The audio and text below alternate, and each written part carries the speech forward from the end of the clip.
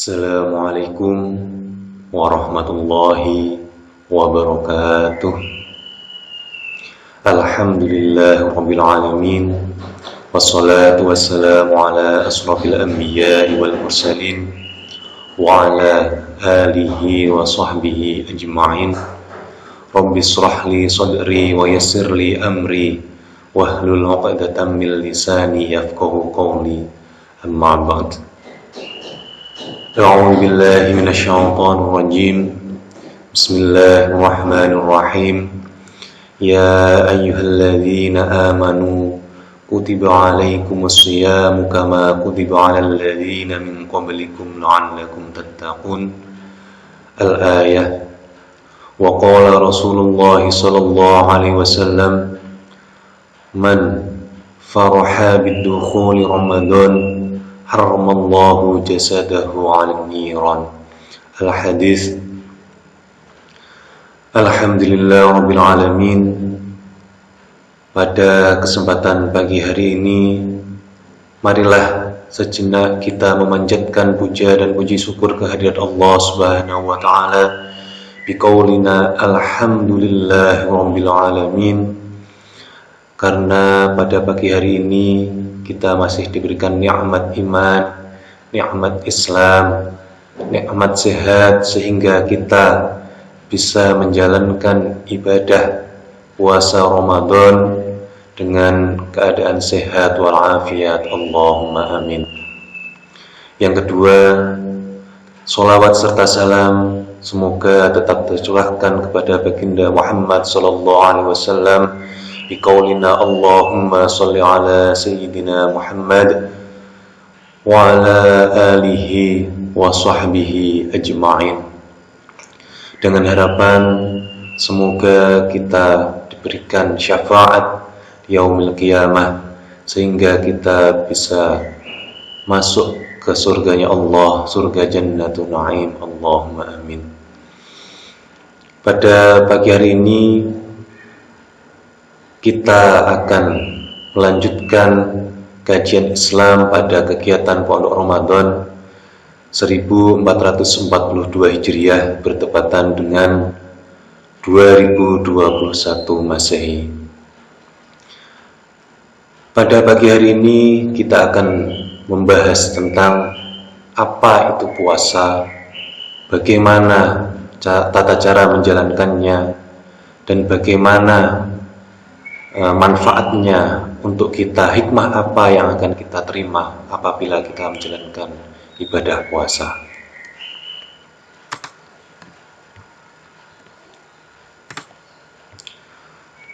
Yang pertama yaitu adalah pengertian puasa. Secara bahasa, puasa adalah menahan diri dari sesuatu atau biasa diartikan dengan imsak. Sedangkan secara istilah, puasa adalah menahan diri dari segala sesuatu yang membatalkan puasa, mulai dari terbit fajar sampai terbenamnya matahari dengan niat, syarat, dan rukun-rukun tertentu. Jadi, yang dinamakan puasa itu adalah kita menahan semua hal yang bisa membatalkannya, baik dari secara zahir ataupun secara batin, mulai dari terbitnya fajar atau biasanya kita sudah mulai imsak pada 10 menit sebelum azan dikumandangkan, sehingga nanti terbenamnya matahari atau pada waktu awal maghrib. Tentu saja dengan niat, syarat, dan juga rukun-rukun tertentu yang ada di dalam puasa. Puasa sendiri diwajibkan kepada orang Islam pada bulan Sya'ban tahun kedua Hijriah.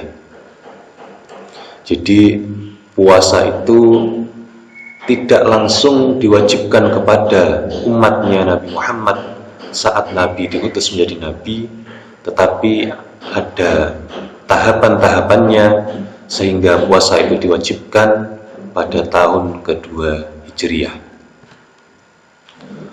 Puasa sendiri adalah rukun Islam yang ketiga Dan ada juga yang mengatakan bahwasannya puasa itu adalah rukun Islam yang keempat. Hal ini karena berkaitan dengan zakat. Zakat ada yang mengatakan diwajibkan sebelum tahun 2 Hijriah. Ada juga yang mengatakan puasa ini diwajibkan, zakat ini diwajibkan bertepatan dengan kewajiban puasa, yaitu pada tahun 2 Hijriah. Kemudian hukum-hukum puasa itu terdiri dari puasa wajib, puasa sunnah, puasa makruh, dan juga puasa haram. Jadi ada 4 hukum dalam berpuasa. Yang pertama adalah wajib, kemudian sunnah, kemudian makruh, dan yang keempat adalah haram. Selain keempat ini ada juga puasa-puasa mubah, yaitu adalah puasa-puasa yang diperbolehkan untuk kita tetap berpuasa, yaitu puasa mubah. Selanjutnya yaitu adalah puasa wajib. Puasa wajib sendiri itu diantaranya ada puasa Ramadan seperti yang sedang kita laksanakan pada hari ini, yaitu puasa yang memang diwajibkan kepada semua umat Islam tanpa terkecuali, kecuali bagi sebagian orang yang memang tidak diwajibkan untuk berpuasa. Terus kemudian yang kedua ada puasa nazar, yaitu adalah puasa yang sebenarnya itu tidak diwajibkan, tetapi karena kita bernazar untuk berpuasa, maka itu menjadi sebuah kewajiban yang harus dilaksanakan. Seperti halnya misal apabila saya nanti lulus kelas 12 dan masuk ke perguruan tinggi negeri yang saya impikan, maka saya akan berpuasa pada hari Senin. Maka dengan adanya nazar seperti ini, puasa yang diucapkan tadi itu menjadi sebuah kewajiban baginya, dan itu harus ditunaikan, dan apabila tidak ditunaikan maka akan berdosa. Terus yang selanjutnya yaitu adalah puasa kafarat atau puasa denda, dan yang selanjutnya adalah puasa qadha atau puasa mengganti puasa Ramadan. Dalam puasa kafarat ada sebuah hadis yang menjelaskan bahwasannya ini diriwayatkan oleh Abu Hurairah.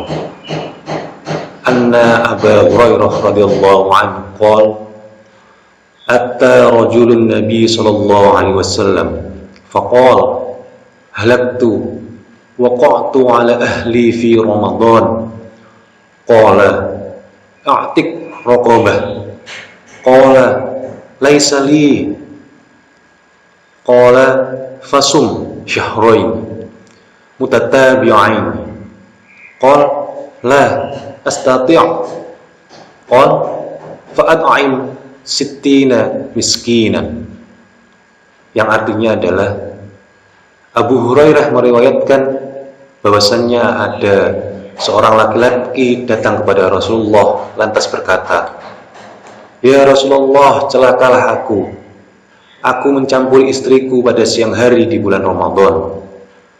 Jadi ini ceritanya ada seorang laki-laki datang kepada Rasulullah.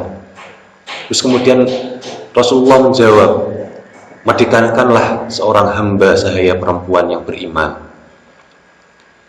Kenapa kok ini dikatakan? Karena memang ada hukum tersendiri bagi orang yang sedang berpuasa Ramadan, kemudian dia mencampuri istrinya, yaitu dendanya adalah yang pertama memerdekakan seorang hamba sahaya perempuan atau hamba yang beriman kepada Allah.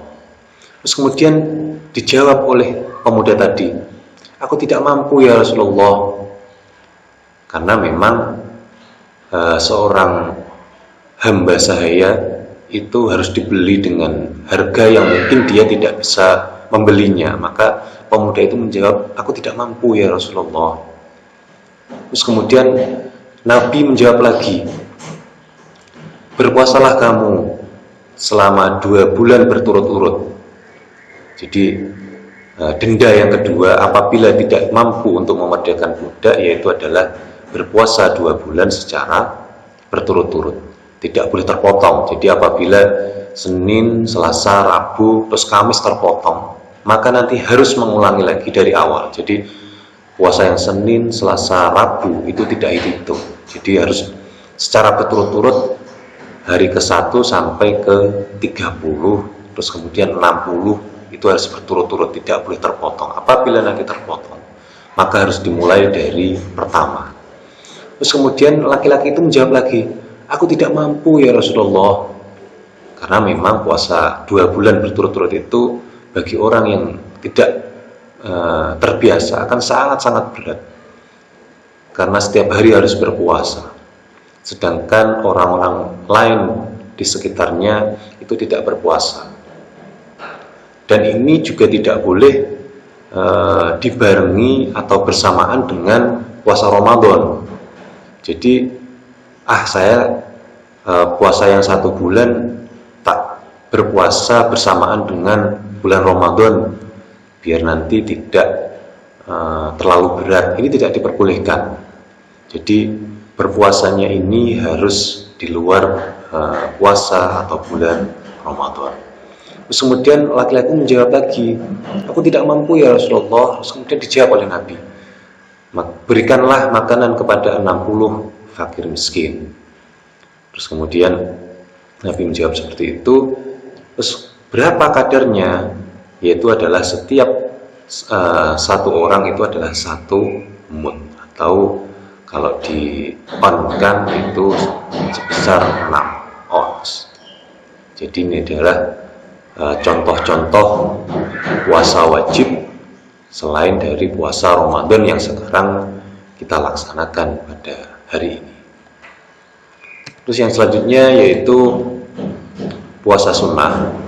Puasa sunnah itu ada puasa Asyura, yaitu puasa pada tanggal 10 Muharram, yaitu bertepatan dengan tanggal 10 Muharram atau bulan pertama dari bulan Hijriah.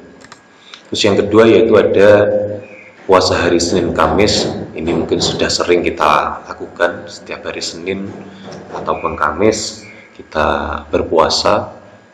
Terus yang ketiga yaitu ada puasa 6 hari pada bulan Syawal, yaitu pada tanggal 2, 3, 4, 5, 6, dan 7 pada bulan Syawal, yaitu 2 hari setelah Hari Raya Idul Fitri. Terus yang selanjutnya yaitu adalah puasa Arafah, yaitu adalah puasa pada tanggal 9 Zulhijjah, atau 1 hari sebelum Hari Raya Idul Adha.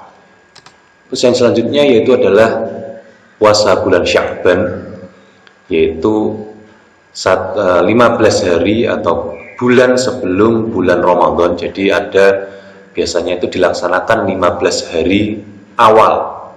Jadi pada tanggal 1 sampai 15 Sya'ban, umat Islam biasanya puasa sunnah 15 hari.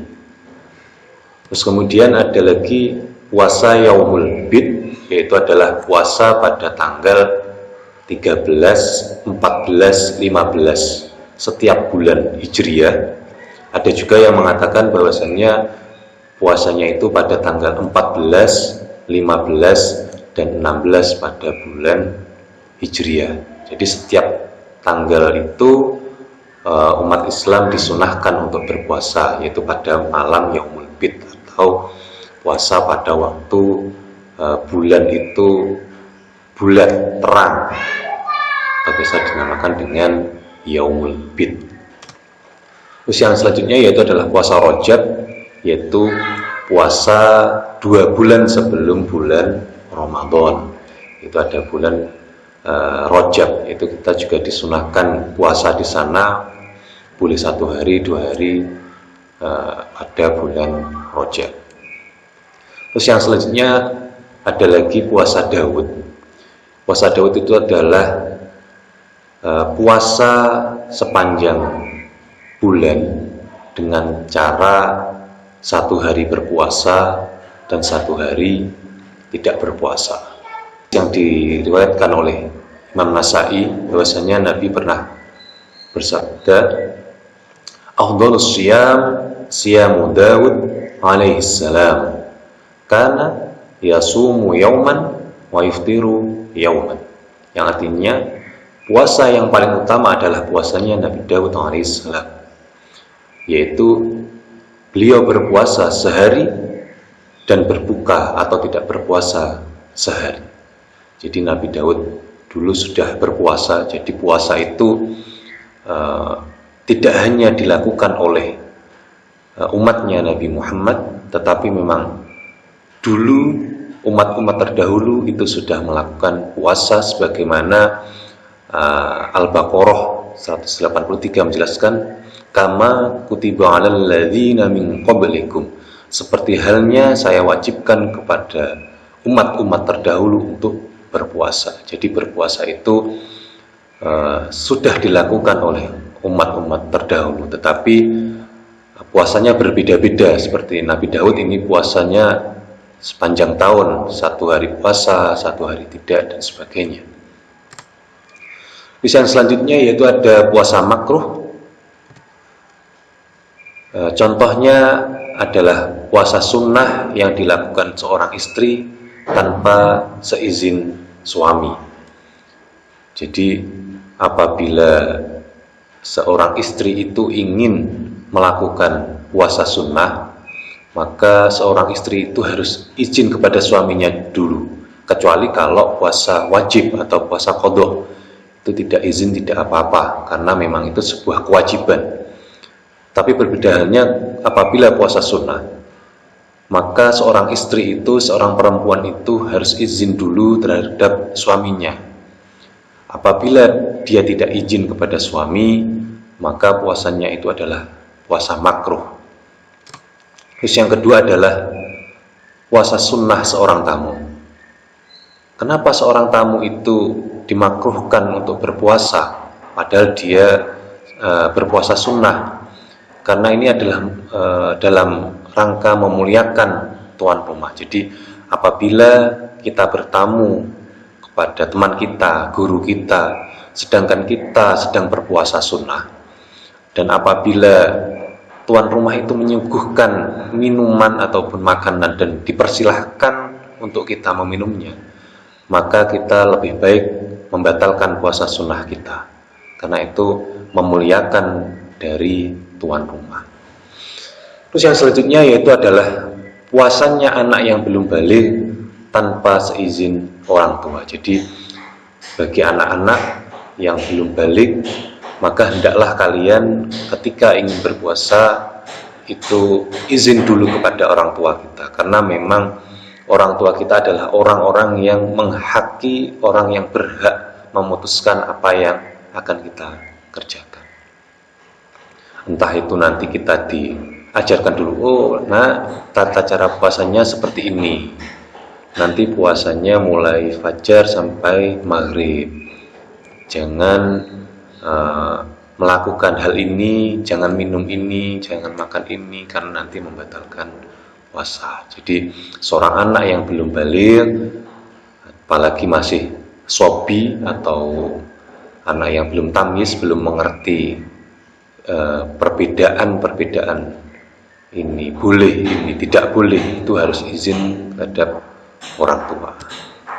Terus yang selanjutnya yaitu puasa 1 hari sebelum bulan Ramadan. Ini juga tidak diperbolehkan. Jadi semisal besok ini sudah masuk 1 Ramadan atau kita berpuasa, maka pada hari ini 1 hari sebelum puasa Ramadan kita dilarang untuk berpuasa.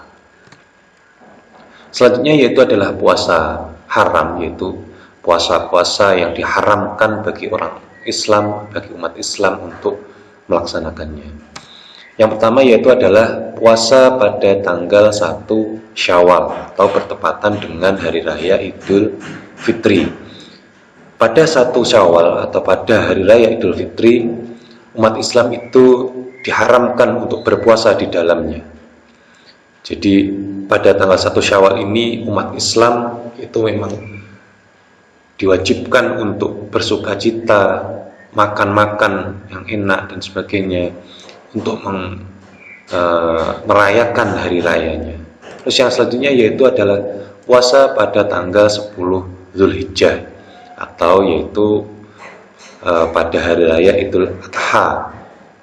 Jadi pada 2 hari raya atau biasa disebut dengan Aidain, yaitu 2 hari raya, umat Islam itu diharamkan untuk melakukan puasa, tapi sebaliknya umat Islam itu dianjurkan untuk makan-makan untuk merayakan hari rayanya. Terus yang selanjutnya yaitu adalah puasa hari Tasyrik, yaitu pada tanggal 11, 12, dan 13 Zulhijjah. Jadi bersamaan dengan tanggal 10, tanggal 11, 12, dan 13, umat Islam itu diharamkan untuk melakukan puasa. Terus yang selanjutnya yaitu adalah puasa pada hari Syak. Ini biasanya bertepatan pada 1 Ramadan.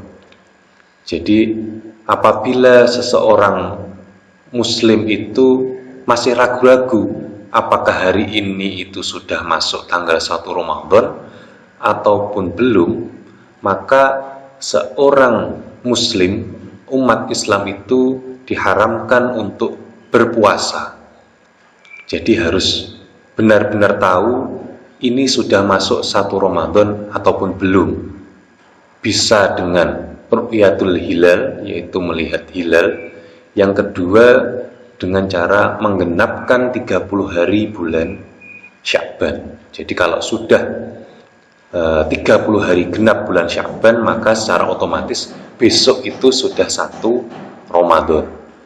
Ataupun hari ini tanggal 29, tetapi pada saat terbenamnya matahari terakhir bulan Sya'ban sudah muncul hilal, maka itu juga sudah diwajibkan atau sudah masuk bulan Ramadan. Jadi sudah bukan hari Syak atau Yaumul Syak, atau hari yang masih meragukan. Selanjutnya yaitu ketentuan-ketentuan berpuasa. Ketentuan berpuasa itu adalah mengetahui kapan dimulainya ibadah puasa dan memenuhi syarat beserta rukun-rukunnya. Seperti yang sudah saya jelaskan tadi, bahwasanya orang yang ingin berpuasa itu harus sudah tahu ini sudah masuk bulan Ramadan atau belum. Terus kemudian syaratnya sudah dipenuhi atau belum. Terus kemudian yang ketiga, rukun-rukun berpuasa sudah tahu apa belum. Maka umat Islam, seorang Muslim itu harus tahu dulu ketentuan-ketentuan dalam menjalankan ibadah puasa. Yang pertama, syarat. Syarat itu adalah hal-hal yang harus dikerjakan sebelum berpuasa. Jadi ketentuan pertama dalam berpuasa itu ada, yang pertama tadi adalah mengetahui kapan mulainya. Yang kedua adalah mengetahui syarat-syaratnya. Syarat itu segala hal yang berkaitan sebelum pelaksanaan puasa itu dilaksanakan. Yang pertama yaitu adalah Islam. Jadi apabila non-Islam maka tidak diwajibkan untuk berpuasa Ramadan terutama, karena memang ini adalah puasanya umat Islam. Yang kedua, baligh.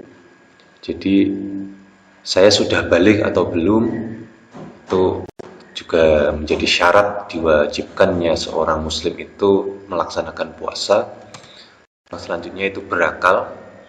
Jadi kalau tidak berakal dalam artian gila ataupun mabuk, maka dia tidak diperbolehkan untuk melakukan puasa.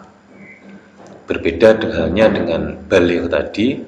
Kalau belum baligh itu masih diperbolehkan untuk berpuasa.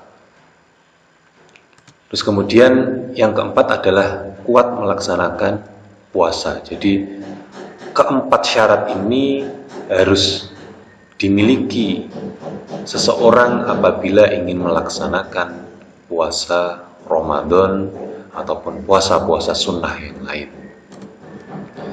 Terus kemudian yang ketiga adalah rukun. Rukun itu adalah segala hal yang harus dikerjakan saat berpuasa. Jadi kalau syarat itu adalah segala hal yang berkaitan dengan segala perkara hal yang berkaitan dengan sebelum melaksanakan puasa, kalau rukun adalah segala hal yang berkaitan dengan segala hal saat berpuasa. Yang pertama yaitu adalah niat. Jadi apabila kita ingin melaksanakan puasa, yaitu yang pertama niat, karena ini memang seperti halnya yang sudah disabdakan oleh Nabi, innamal a'malu binniyat. Jadi segala sesuatu hal itu harus berdasarkan niat, terutama puasa Ramadan. Puasa Ramadan itu harus menginapkan atau harus berniat sebelum terbitnya fajar. Jadi kalau sudah terlewat fajar, maka puasa kita tidak sah, atau puasa Ramadan kita tidak dianggap sah. Tapi berbeda halnya dengan puasa sunnah. Puasa sunnah itu boleh berniat sebelum atau sesudah terbitnya fajar. Terus yang kedua yaitu menahan dari segala hal yang membatalkan puasa. Secara garis besar, puasa itu yang membatalkan ya cuma makan dan minum. Itu yang biasa kita tahu. Jadi menahan dari segala hal yang membatalkan puasa, tetapi apabila diperkerucut lagi, diperinci lagi, membatalkan puasa ini bukan secara zahir saja, tapi juga secara batin atau secara pahala. Jadi selain membatalkan puasa dari secara zahir syar'inya, maka kita juga harus menahan dari segala hal yang membatalkan pahala puasa. Terus apa saja yang membatalkan puasa? Yang pertama tentu saja makan, minum, dan juga merokok dengan sengaja. Terus ada juga infus, itu juga membatalkan puasa. Karena apa? Dalam berinfus itu kita mendapatkan asupan yang bisa membuat tubuh kita terlepas dari dahaga dan lapar. Maka dari itu apabila ada seseorang yang sakit kemudian diinfus, maka dia juga jadi itu membatalkan puasa.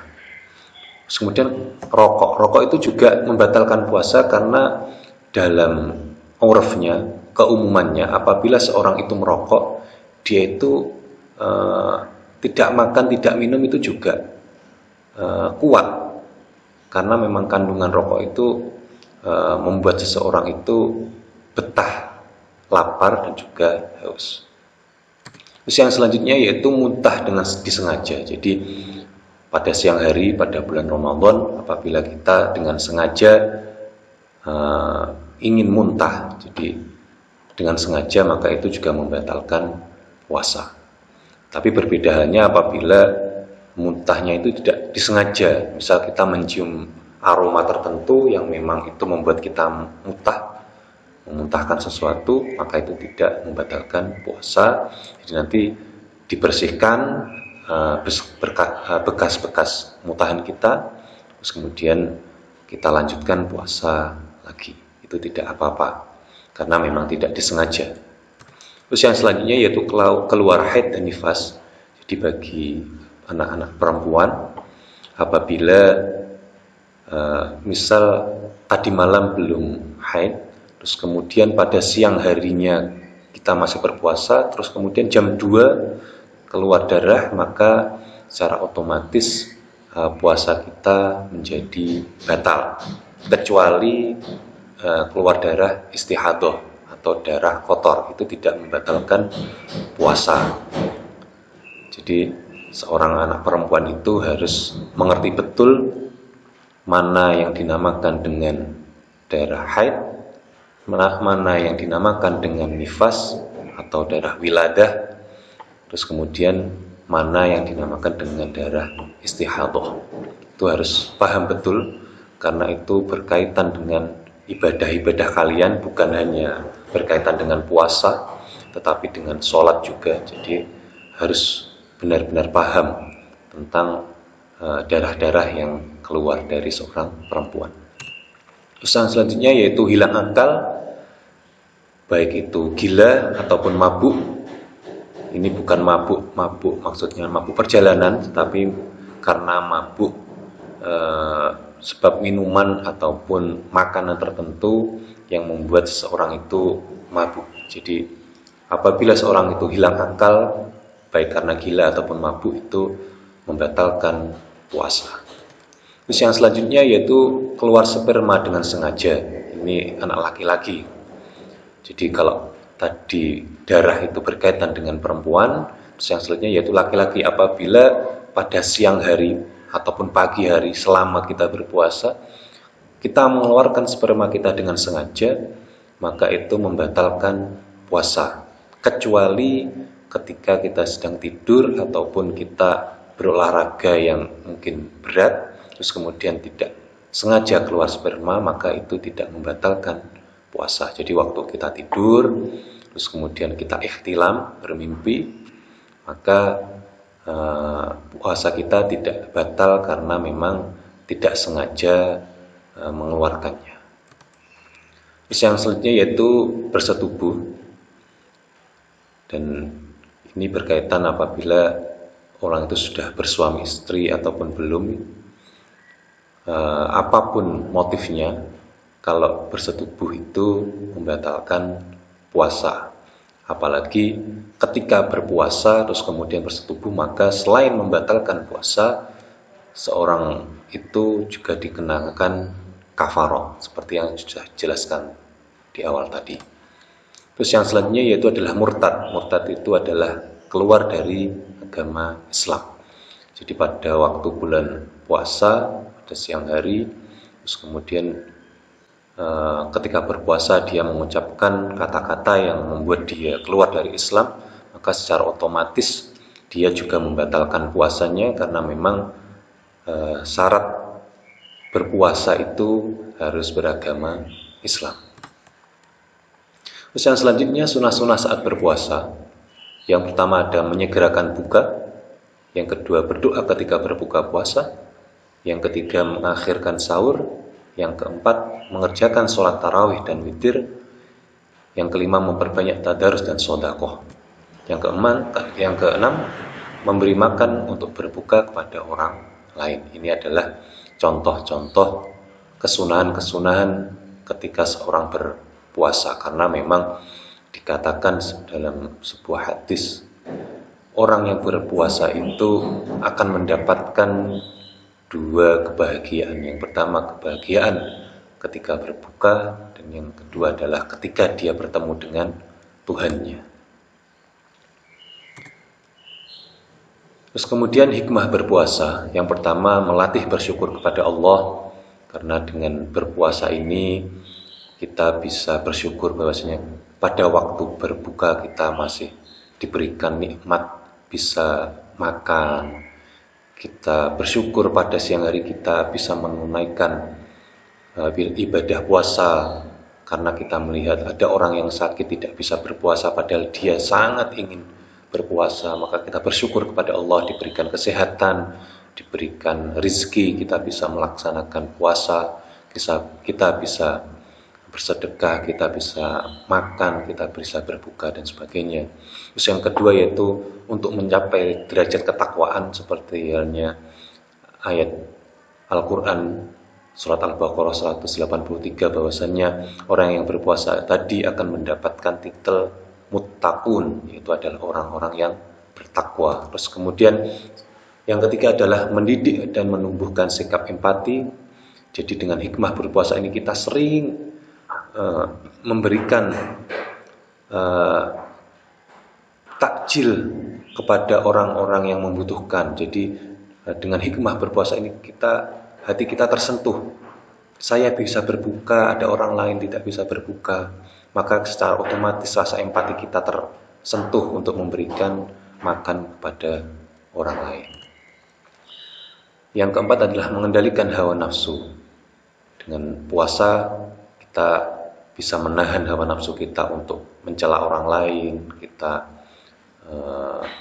marah dan sebagainya. Yang selanjutnya yaitu melatih sabar.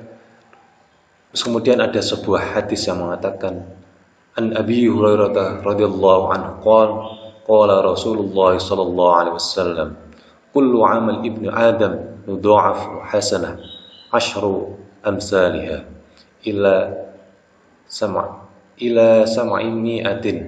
sab'imi'atin dha'fin. Jadi artinya adalah semua amal kebaikan anak manusia akan dilipat gandakan dengan 10 kebaikan hingga 700 kali lipat. Jadi ibadah-ibadah puasa kita atau amal-amal yang kita kerjakan selama berpuasa itu akan dilipat gandakan 10 kali lipat hingga 700 kali lipat. Ada juga yang dilipat gandakan hingga 1000 bulan apabila kita mendapatkan Lailatul Qadar. Tetapi dalam berpuasa ini akan lebih ditingkatkan lagi, dilipat gandakan lagi, karena memang puasa itu adalah hak Allah, hak prerogatif Allah untuk melipat-lipat gandakannya. Karena dalam berpuasa itu memang kita hanya berharap keridhaan Allah. Terus kemudian manfaat berpuasa bagi kesehatan yaitu menjaga kesehatan jantung, meningkatkan kinerja otak, menurunkan darah tinggi, meningkatkan kekebalan tubuh, dan lain sebagainya. Jadi dalam berpuasa sudah sering dikaji bahwasanya dengan berpuasa itu kita mendapatkan manfaat-manfaat kesehatan. Yang selanjutnya yaitu perkara yang menghilangkan pahala puasa. Yang pertama adalah berbohong, menggunjing, marah, bermaksiat, memfitnah, dan buat tercela. Jadi dalam berpuasa bukan hanya kita menahan dari segala hal yang membatalkan puasa, tapi juga perkara-perkara yang menghilangkan pahala berpuasa. Sebagaimana hadis yang diriwayatkan oleh Imam Ahmad, kam min shaimin laisa lahu min siyamihi illa al-ju', yang artinya banyak orang yang berpuasa namun ia tak mendapatkan apapun dari puasanya selain rasa lapar dan dahaga saja. Jadi banyak orang itu dalam berpuasa cuma mendapatkan lapar saja, tetapi tidak mendapatkan pahalanya orang yang berpuasa. Na'udzubillahi min dzalik. Baik, terima kasih. Itu adalah kajian-kajian Islam pada hari ini. Semoga apa yang kita pelajari pada pagi hari ini mendapatkan ridho dari Allah, ilmu yang kita pelajari manfaat fid dini wad dunya wal akhirah. Allahumma amin. Akhiru qawli hadza, ihdinas siratal mustaqim. Wassalamu alaikum warahmatullahi wabarakatuh.